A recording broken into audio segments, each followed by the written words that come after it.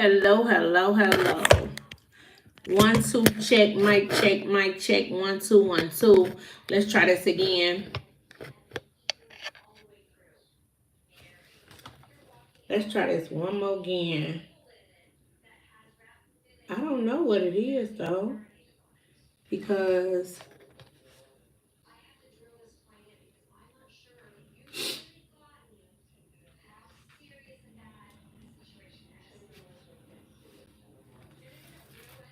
good evening, good evening.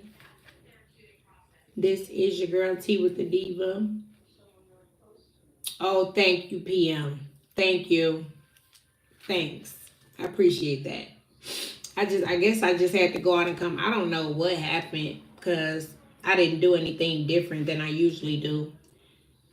Thanks, Karen. Thank you. So like I was saying, Toya and Regine have a show and it highlights them, just their business ventures, their businesses, what they doing today. And Toya, her mom is on there, her dad. Her dad has 21 kids and she had a reunion for all the children. Most of them were there. If the people who don't follow her, she had two brothers who were unalived a couple years back. Hello, Open Book. Welcome. Thank you for joining. And she had two of her siblings that were unalived the exact same day at the exact same time in their hometown, New Orleans. And she's just, she's on the show and she's showcasing her businesses. Regine is going around doing her little acting gigs. And hello, Draven. Hello. And they just all talking about family. But Toya had two of her brothers are on the show, and they go back and forth, they argue, they bicker and whatnot. And the younger brother that she really take care of all of them. She takes care of everybody. She takes care of her mother. She takes care of her brothers. I think she takes care of the entire family. But it's just so sad to watch how they misused her, because we are all here to be used, right? They misused her. Like, the one brother told her it's her fault that the other brothers were unalived. He got on live and aired out some of Regine relationship information with her last relationship. And it's just like so unfortunate to watch how ungrateful they are as far as the family goes, because they don't treat her like she's carrying all of them. But I mean, nobody has a job, nobody's doing anything. So if you eating and you living and you don't work from anywhere, hello from Russia, and you don't work nowhere, somebody got to be paying something for you, because you ain't living in this world without no funds, and you well off and able to live okay and drive okay, and you don't take care of yourself. But they really don't show her the respect that I believe that she's worth. And it's so sad to watch it, because they show out every chance they get. And I'm sure she put them on the show so that they can get paid, because I'm sure they get paid their own money, to be on the show too. But they don't even treat her like she has plugged them or she has done them a favor or anything. They treat her like she just some regular degular that ain't taking care of them. The mama too. I say the mama is ungrateful, because, and me being the only girl with three brothers, I don't know what it is about the mothers. They will love on them boys. They will love on them boys, and they will love on them boys. And those daughters just got to get it how they live. And it's like, I was watching it and I'm like, wow, that is so familiar. Because her mother, she she planned an event around Mother's Day for her mother, in honor of her mother. Well, her mother went somewhere with her brother that same on the same day. But Toya was saying like how she could have done both in the one day conveniently and been timely for both, but the mother sat there and said, my son was in prison. He was in prison, so I had to go see about my son. But she's paying for your lifestyle. She is paying for you to live. She retired you. She is taking care of you. And you had to go. I mean, and I understand, okay, yeah, you want to support, you got to support all your kids, you got to, spread the time around and make it comfortable for you. But the person that's taking care of you, you don't have time to go see what she's done for you for Mother's Day. But you could go with your son. And I don't know, I just was feeling like it's a lot of deja vu, but not with like my family, like my brothers and like stuff like that. Like, how she taking care of all of y'all, and y'all still trying to air out her daughter and doing all kind of crazy stuff behind the scenes. That is so ungrateful to me. But it's a good it's a good show, a good family show, to watch. I think it come on Fridays. But you will have to binge watch it because I believe this is the last season is coming on this week. I mean, the last episode is coming on this week. So you would have to, catch up on it. But back to my review. I'm reviewing Married to Medicine. This is season 11, episode 15. So as the episode opens up, Toya is meeting up with the event planners because she wants to plan a Bridgerton type of anniversary party for her and Eugene. She is doing what's called a Georgian. That's what she called it. She said it's a Georgian type theme. And it's that House of Royal Cards type, that era. Just like on Bridgerton. So the costumes, the hairstyles, the dresses, the parties, they did a curtsy, they did a dance, and it was real. It was cute. But anyway, the event planners are over there assisting Toya in the plans for the this is their anniversary. They've been married 16 years and they've never had a real anniversary party. So anyway, Toya wants to do, like I said, Bridgerton. So she has the event planners and she's telling them that her budget is $25,000. But she want like a feasting table. She want a harpist. She want a violinist. Hello, Nisha. Thank you for joining. Good evening, sweetheart.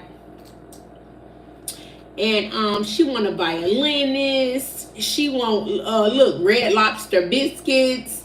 And she want a whole lot of greenery, just like Bridgerton, just to make sure that it mimics that. This is what the party and everybody is supposed to mimic the Bridgerton era. She wants the name to be Georgian because they're in Georgia. Eugene loves his wife too. She's so airheaded. But he loves his airheaded wife, and I love to watch him love on her. The planner asks if they need security. Toya, of course, like, yes, we need security. Look at what Dr. G and King just went through. We need security. And that is so sad, because why do you need security for a bunch of doctors to party amongst each other? This is supposed to be some high class type, like a classy event. Like, this would be nothing that you would need security at. I wouldn't want no security at my anniversary party with a lot of my doctor friends, because I don't want nobody to think that we get down like that. Like, what we need security for? Like, we don't be showing our butts like that. So no, we good. But yeah, they needed security. In the next scene, Sweet Tea and Dr. G go to dinner. She says to him that he is her only king. She said, "Thank you, king, and you my only king." He said, "Hey, yo, thank you for joining." He said, "Don't call me that." He don't even want her to call him king, because that's Quad boyfriend name. I'm like, boy, she could call you. She was calling you king before Quad boyfriend was there, so she can call you king. He don't even want her to call him king. I said, Eugene is petty boots. Do you hear me? Dr. G says that he has been hurt by the group because he feels like the men are not understanding him. He said that they were all there and they were all instrumental in breaking it up, but they are not seeing things the way he sees them. Because see, Dr. G wants to make it something that it wasn't. He wants to be able to press charges just because King took his shirt off and ran towards him. He wants to be able to say that that was attempted something because the man took his shirt off and ran towards him. But once you sat in his face and you told him, F your girl, and she got a big mouth, and if she keep on talking, I'm going to say something to her again, and I'm not going to apologize to her. You have to know that a real man is going to stick up for his woman. You have to know that that would not fly with a real man. The only man that's going to fly with is you, because you not going to do nothing to nobody if they say that to your wife, your girl, because you talk to her worse than that. So you don't see nothing wrong with a man cussing out a woman. So Dr. G, you ain't gonna never have a problem with men talking, degrading women and talking down to them, because that's how you figure women are supposed to be talked to, and they're supposed to just expect that. So he says that the guys weren't as supportive as he would have thought they would have been, because they did not go along with him when he said he wanted to press charges. Everybody asked the same thing. Did he put his hands on you? Dr. G like, no, he didn't, but why do it take him to put his hands on me? Hello, Layla, thank you for joining. He said, why do it take for him to put his hands on me? He ran towards me like he was going to do something. Well, Dr. G, he didn't do anything. He didn't do anything. That's it. So, Sweet Tea says the ladies seem to not be supporting her either, because it seems like they're swaying more towards Quad. And they're swaying more towards Quad because they thought that you two were going to come on the show and they were going to be able to flaunt you in Quad's face. Once they didn't know Quad was bringing a man to the show. But once they saw that Quad was bringing a man, there's no more fun there. They were using you, Sweet Tea, and Dr. G for a prop, and you were okay being used for this prop because you feel like, yeah, we gonna rub it in her face that we married and she ain't got no man and she about to be lonely everywhere, and every time we go somewhere as a couple, she gonna be sitting there looking like the third wheel to everybody, and she not. She brought a big, nice piece of hunker burning love, honey. She got her a nice little chocolate piece of man. Now Dr. G feels intimidated. Now he can't take it. And now Sweet Tea feels like, they ain't even my friends no more. Because at first they was geeking you up about coming on this show. And now since they see that Quad got a man and they no more fun when the rabbit got the gun, they like, ooh, you ain't fun no more. Oh man, we so sorry. The group told him King would apologize. Yeah. Yes, Dr. G wanted a personal apology from Quad. And he wants something else from Quad too. But that's just between me and you. If Quad tell him right now today, you can come back. I'm gonna take you back, short man. Come on, short man. He gonna be like, yeah, let's go, Quad. Yeah, let's go. He want her so bad he could taste it. So Dr. G says that the guys were asking him to let it go because it wasn't that big of a deal. And of course he said it wasn't that big of a deal to y'all because he wasn't running towards y'all. Hey, Pink Panther. Thank you for stopping through. Thank you. And no, it's not like little Dr. G. I guess, thank you for the gift, Pink Panther. And I mean, Dr. G, it's not that he didn't run towards us with his shirt off. It's just that we just don't think that's a big of a deal. And you think it's a big deal because you want your ex-wife to say sorry to you. You want her to bow down and kiss the ring. Hello, Jean. And so, he says that, the guys he said that he'll drop the charges and he'll let the guys handle it.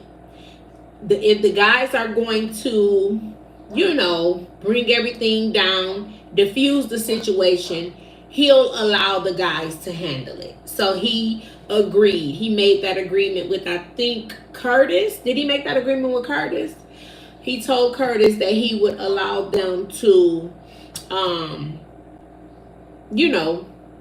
handle the outcome, the apology, the whatever it's going to be. So he doesn't know if he wants to leave the group or stay with the group. I think at this point, he's disappointed in the group because no one is on his side. No one. And King is new to the group. So Dr. G is looking like, I've been y'all homeboy for years. Y'all don't know this from a can of paint. And y'all just gonna take him in with open arms? Oh, okay. All right. You think you nickel slick, but I got your penny change. Okay. So it's the next day. The day of the party, Georgetown. Everybody getting prepared. Getting their makeup done, hair done, nails done, everything done. And Toya is, so she tells Eugene that she loves this era. Karen said, but now Quad is not on board. Yeah, King is okay with it, but now Quad tripping. Yeah. Quad tripping. Now I think Quad is like the fact that Dr. G blew that up like that, like she like no, that it was unnecessary. And it was very unnecessary for him to even threaten trying to call somebody the authorities on that man. And then he only was trying to do it because he think he got a little weight to throw around because he the doctor. Boy, sit your little bitty scrunchy voice, munchkin voice, short butt, just sit down. So she tells, Toya tells Eugene that she really loved this era. And Eugene says, the princess was not black. And that this era was made up. This was just a show. It wasn't like real life. And Toya like, well, just let me live my dream out. I want to think of it like I wanted to think of it. So she said that it would be a good idea to keep the peace if Sweet Tea and Dr. G came during cocktail hour, and Quad and King came later. She FaceTimed Sweet Tea, and just said to her, I want y'all to come at 8, and so that y'all can come and go. Dr. G just mad that he can no longer. Exactly. And Karen, controlling men like that, they like to have control forever. They don't ever want to lose the control that they have. And he hates that he is looking at Quad and she is not under his thumb anymore. He can't stand that. But look, at least he got Sweet Tea. Sweet Tea gonna do whatever he say. You see that? She gonna do whatever he say. So he's still controlling somebody. So Sweet Tea agrees, and she says, okay, we'll come for cocktail hour. We will come for our poor little ting. She said we'll come for our cocktail hour, and we'll leave. So that was the agreement. It was cool. There would be no mixing of the couples. So Quad and King, they show Quad and King getting dressed at Quad's house. They had on that little purple. That looks so cute. I was like, y'all better go on. They look cutest little couple. Quad and King getting dressed at the house, and they talking about the dispute, saying it could have been squashed with a conversation. But at first the short man didn't want no conversation. He wanted to press some charges, and I wish they would have let him go on and press them little fake charges, because it wasn't even nothing to press. It was no point in pressing charges because nothing happened. You guys argued. You guys had an argument, and you can't tell me that you're afraid of this man because he took his shirt and his glasses off and threw them in the sand, and that scared you because you already ran back. You did your moonwalk all the way back on the beach.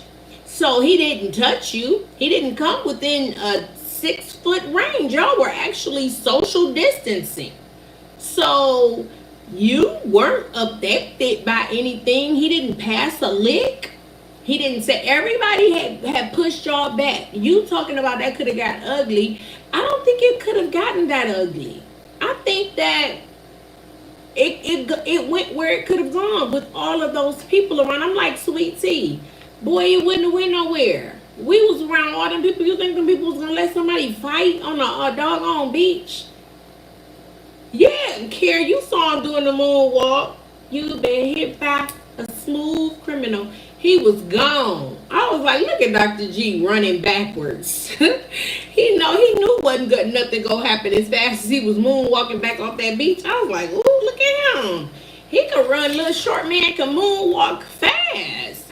So, Simone and who came in first?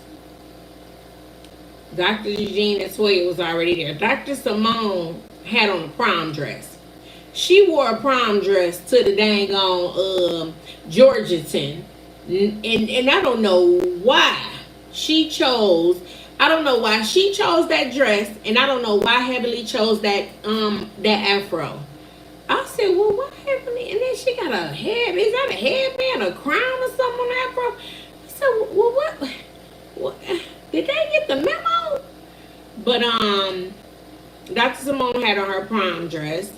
She I don't know. That looked old to me. It looked old, like old fashioned. Mimi and her husband came. Hello, Beverly. Thank you for joining. Mimi and her husband came. I'm starting to think Mimi a little flip floppy, wishy washy. I think Mimi a little.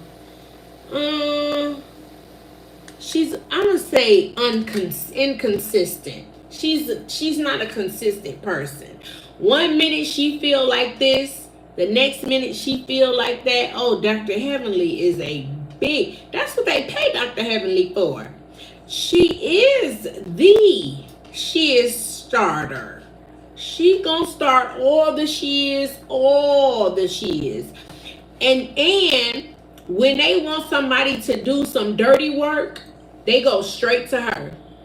And as long as it's not against Jackie, they gonna tell her to do it. Cause that's the only Dr. Jackie, the only person that she that she not gonna go against. Anybody else is fair game. And she is hired just for that. They hire Heavenly so that when they want to do something ruthless or reckless towards one of the girls, she is going to get it started, and they know she is. So they make sure they go to her first. Like I said, unless it's against Dr. Jackie, Dr. Simone, Quad, Toya, when Toya and Eugene was getting put out them houses or leaving them houses and all of that, they made Heavenly pull that on up out and talk about it. And she was the one who she stayed beefed out with somebody. Always. Contessa and Scott. What was that hairpiece? When I say when Scott started sliding on the floor, I was like, what?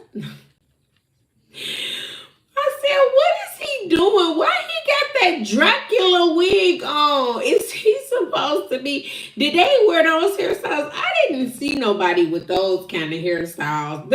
He invented his own type of look. Cause I ain't see none of that nowhere near the Bridgerton show. I was like, they wore their hair like that? Okay. But they look cute. I thought they was they little outfits and they little hookup and stuff was cute. Dr. G and Sweet Tea, they come during the cocktail hour, and they looking around, and Dr. G, he just was looking to me like, I don't know why, it just looked to me like he was ready to leave, like he was anxious, like he wanted. Sweet Tea didn't want to leave. Dr. G didn't want to go. Dr. G wanted to go to support Toya and Eugene, but he really wasn't feeling that event like that. He wasn't. He was like, yeah. So they started reading something. I was like, what is they? I didn't know what they was reading. It was a did Contessa bring that message? Did she bring that story that they was reading on out loud? I thought Contessa brought that to try to stir up some stuff or something. She was trying to like start something. I didn't get that part. I was like, what is they reading? What are they narrating? But Sweet Tea was having a good time. They in full costume. They ended up introducing everybody. You think it was Sweet Tea did? Oh, you think it was Sweet Tea? She brought the narrator. Okay. Was that a book or just a note? Because they was all reading from it. Everybody did like a narration, a rendition of their part. But I just was like, what was that for? Did somebody ask her to bring that, or was that a part of the party, or like how did that go? I don't know. I was trying to see, was they trying to start something with that? They was kind of, you know, speaking up on everybody's character a little bit. But, I don't know. So they did, you know, they did all read the Georgetown letter, all individually themselves. They showed Curtis. Curtis is always, I don't know if it's because he's 8 feet tall, but you know, he's handsy. His hands always got to be on somebody. They show his hands around Heavenly Ways. Remember that one time he pulled Toya, he was excited. He pulled Toya on his lap. I'm like, what is she doing? Do you know he be forgetting he married while he at the airport with a whole nother woman and he on a whole show. Curtis, what are you doing, sir? Do you realize that your wife is famous and you're at the airport with a whole nother woman? Got it. Okay. Yeah, so ugh. It was a pamphlet, Karen? Okay. Yeah, it was a pamphlet. The Georgetown pamphlet that they all read a slither of. Each of them did.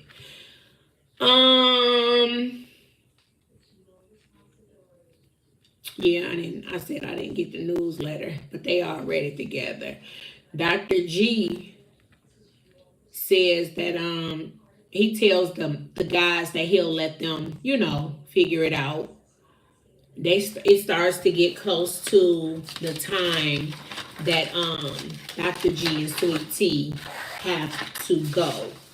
So Dr. G and Sweet Tea was there before they introduced the entire court.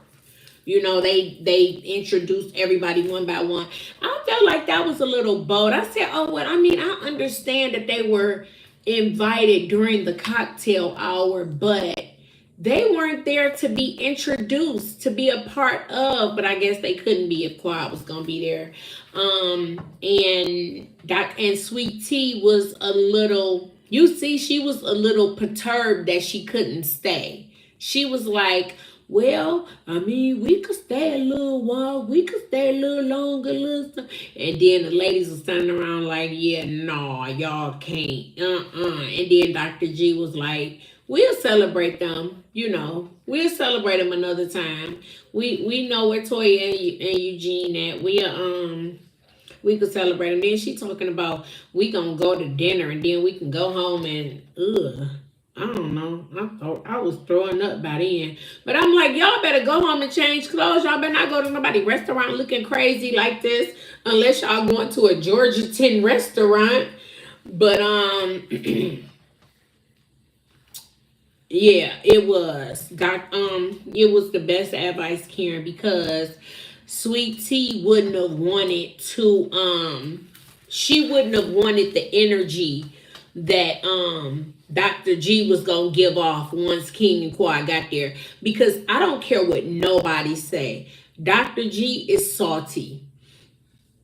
He does not like the fact that Quad is with that man, and he do not like that he has to watch his woman love on that man like that. I don't care what nobody say. He does not like that. He feels that, I'm telling you, he wanted to come on the show with his wife so that he could dangle Nana Boo Boo. He wanted to be able to dangle Sweet Tea in Quad face, even though Quad is everything over Sweet Tea. She looked better, she dressed better, her hairstyles better, her clothes better, her house better, her conversation better. She more witty and more sassy, and she couldn't light a match to Quad, but he wanted to bring his young wife on the show so that he could show Quad, now you single and we married, and what trip we about to go on, and Quad about to sit over there in the corner and be the only one that don't got no man like she been doing. This we about to do. And it didn't work out. It didn't work out like that. I'm so sorry, Dr. G. it didn't work out for you, brother. But yeah, you tried though. You get an A for effort. Um, Heavenly and Damon arrived. Heavenly hair was crazy to me. Sh- Um, um, um, Dr. Contessa husband should have gave Heavenly his wig, cause she should have put that on. Cause I don't. That wig was that fro. So anyway, yeah, they introduced the royal court. Everybody gets introduced. Toya and Eugene. Yeah, Toya and Eugene give the love story. I said, I know Eugene really loved Toya. I said, I know he loves her, but I know that when he first got her, he was probably like, I'm gonna keep her. Cause I ain't never had no girl that looked this good. Cause he looked so corny back in the day. He looked better now, but he looked so corny back in the day. And I know he was so excited to flaunt his love new girlfriend around, with her little shape and her little eyes, her little color eyes and carrying on. And he was like, this my boo thing, y'all. This me right here. So Tasha gonna be able, Toya gonna be able to do whatever she wants to do with him. She got him wrapped around her finger. So yeah, she can just about do whatever. But he just talked about how he he loves her, and she talks about how she loves the way he loves her. She said he believes in her. She said he's always complimenting her on something. He always has good things to say about her. He always encourages her to do more, and he is her biggest supporter and her number one fan. I said that is beautiful. And so the men ended up telling King that Dr. G, told them to handle the reconciliation or the, I don't know, mediation, the appointment, the meeting. I don't know. Dr. G wants them to discuss like their truths amongst the two men. King said that he's open to talk. Well, whenever Dr. G is available. Um, they wanted Quad.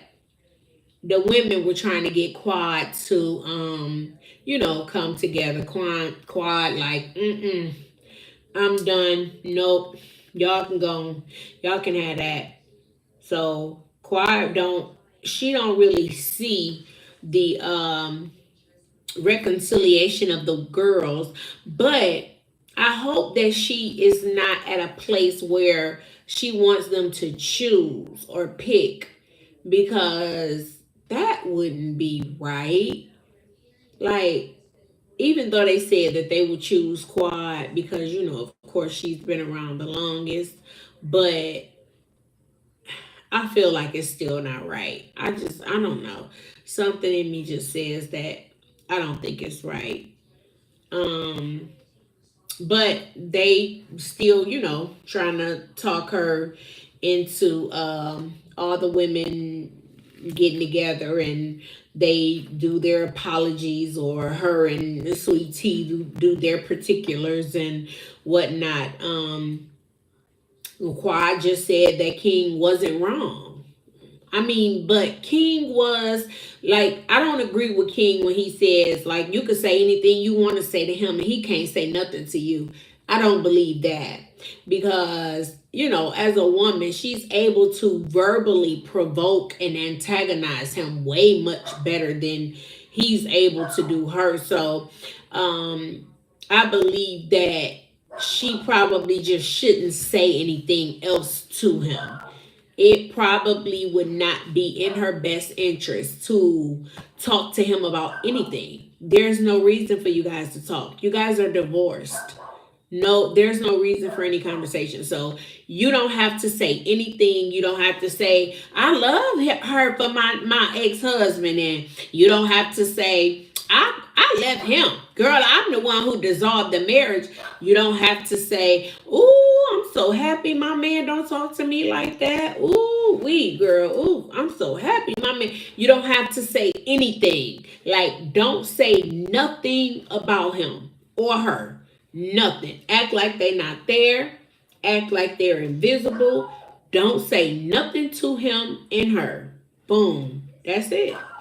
They did their dance that they had practiced, and they went on and partied the night away.